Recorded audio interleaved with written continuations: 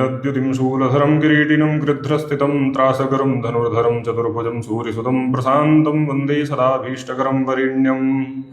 ओं नमः कृष्णाय नीलाय शितिकण्ठनिभाय च नमः कालाग्निरूपाय कृतान्ताय च वै नमः।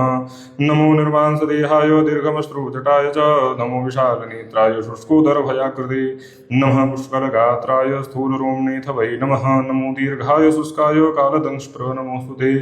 नमस्ते कूटराक्षाय दुर्निरीक्षाय वै नमः। नमो घोराय रौद्राय भीषणाय कपालिने नमस्ते सर्वभक्षाय बलिमुख नमोऽस्तुते। सूर्यपुत्र नमस्तेस्तु भास्करे भयदाय च अधो दृष्टिः नमस्तेस्तु संवर्तक नमोऽस्तुते। नमो मन्दगते तुभ्यं निस्त्रिंशाय नमोऽस्तुते। तपसा दग्धदेहाय नित्यं योगरताय च नमो नित्यं सुधारताय अतृप्ताय च वै नमः।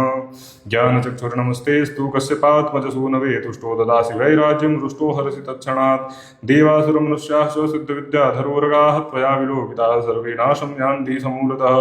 प्रसादं कुरु मे शौर्यवरदो भव भास्कर एवं सुतस्तदा शौर्यगृहराजो महाबलः।